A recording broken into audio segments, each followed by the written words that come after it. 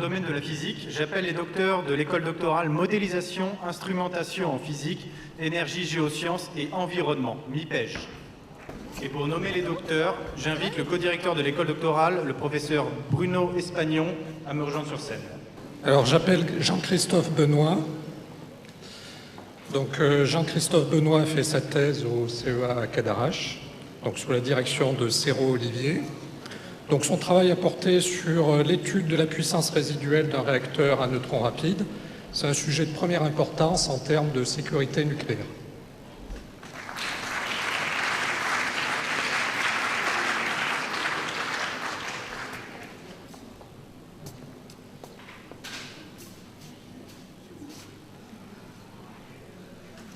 J'appelle Baptiste Guégan.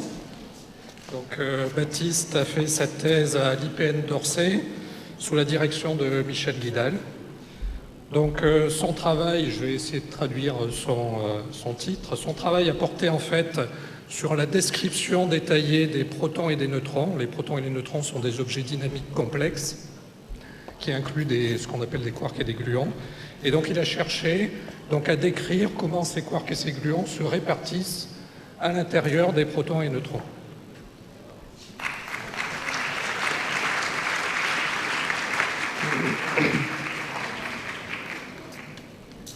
Alors j'appelle Cyril Lanribin. Donc il a fait sa thèse au laboratoire FAST sous la direction de Frédéric Moissy.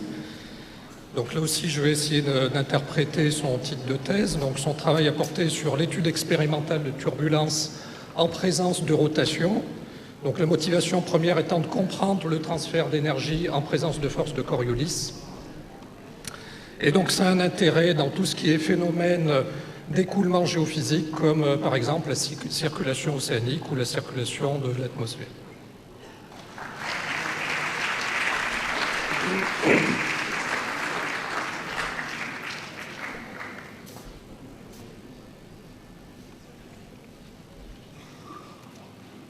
Alors j'appelle Aurélien Marcilly.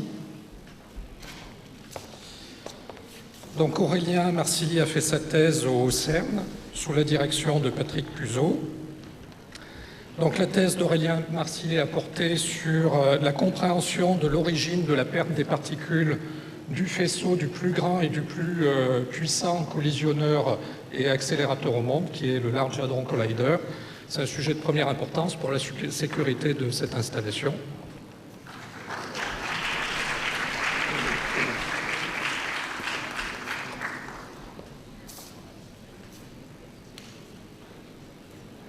Alors j'appelle Seyed Hani Moutawallian Baran.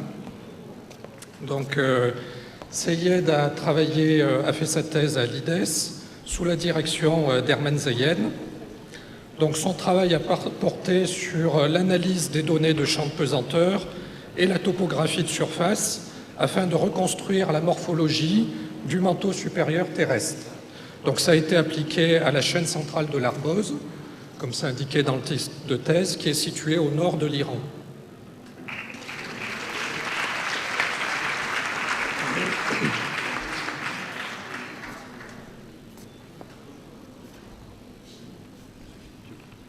Alors Sébastien Nicaise.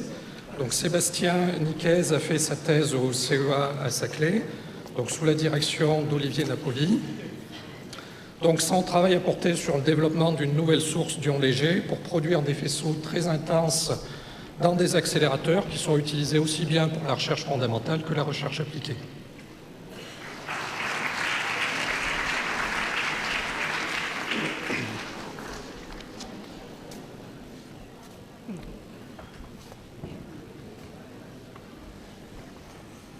Alors j'appelle Nicolas Perrichon. Donc Nicolas Perrichon a fait sa thèse sous la direction de Jean-Marc Bordy au laboratoire national Henri Becquerel.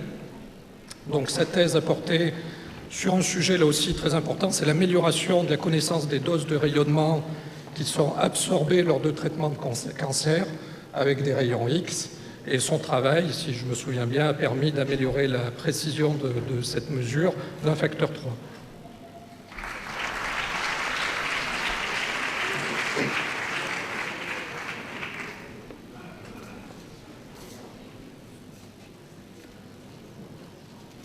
Alors j'appelle Robert Sogbadji.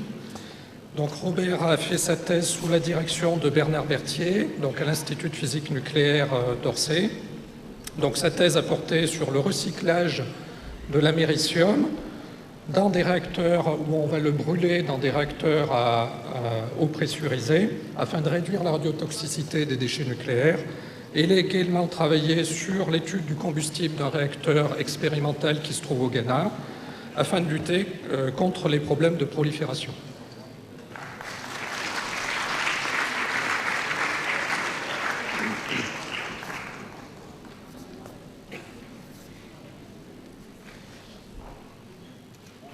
Alors Christophe Sotti, Christophe a fait sa thèse au CSNSM sous la direction de Georgie Georgiev. Donc son travail a porté sur la caractérisation de l'accroissement soudain de la déformation de noyaux dans leur état fondamental pour les isotopes du rubidium. Et il a également travaillé à la production de faisceaux radioactifs polarisés.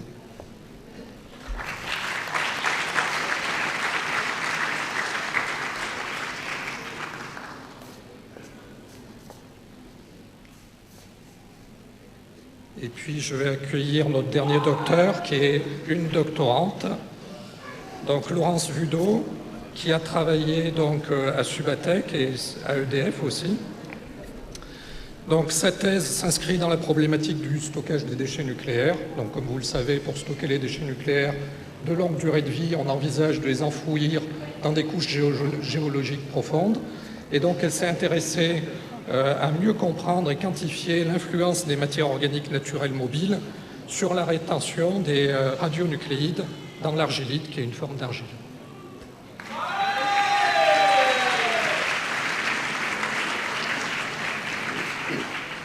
Et pour l'école doctorale particules, noyaux et cosmos, j'appelle donc Elias Kahn, co-directeur et représentant Paris Sud au sein de l'école doctorale portée par l'université Paris Diderot. Bien, donc j'appelle Saleh Ahmad.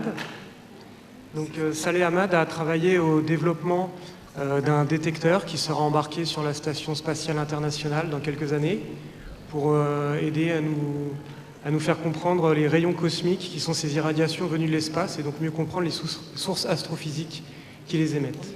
Félicitations.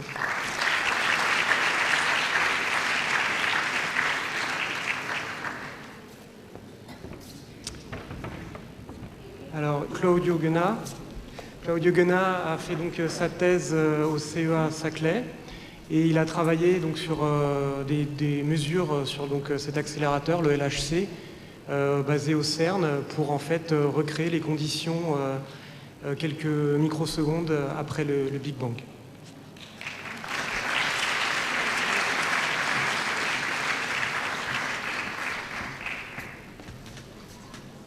Et pour l'école doctorale physique de la région parisienne, j'appelle Gilles Montambeau, directeur adjoint Paris Sud de cette école doctorale portée par l'ENS Ulm.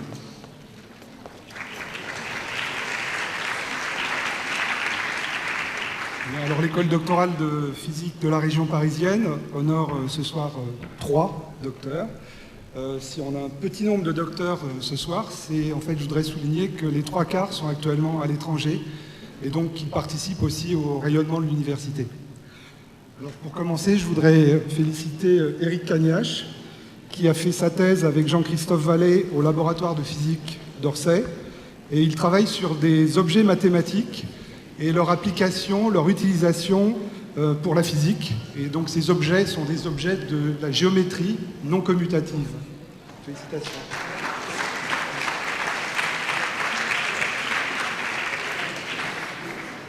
Nicolas Locatelli. Alors Nicolas a travaillé dans le laboratoire d'Albert Fert, prix Nobel de physique, et parrain de la cérémonie de l'année dernière. Donc il travaille dans le domaine en plein développement de la spintronique, à la fois un domaine fondamental et appliqué, et c'est grâce à lui que vous aurez des ordinateurs de plus en plus performants. Félicitations. Et pour terminer, je voudrais féliciter Laurie Saunier, qui a travaillé au laboratoire de physique des solides sous la direction de Dominique Langevin. Et elle travaille sur des processus d'écoulement des mousses liquides. Qu'est-ce qui fait la stabilité des mousses liquides? Félicitations Laurent.